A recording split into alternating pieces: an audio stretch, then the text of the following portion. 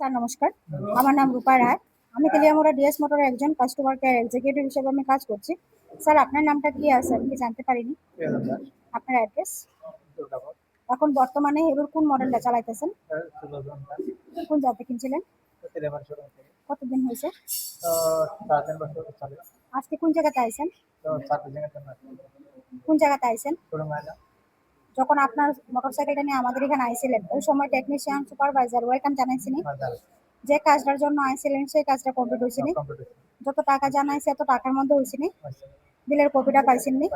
আজকে তো আপনি বুকিং রেখে আইছিলেন, আসার পর একটা লাকি ড্র খেলানো হয়েছিল, ওই লাকি ড্রর মধ্যে কি পাইছেন আজকে?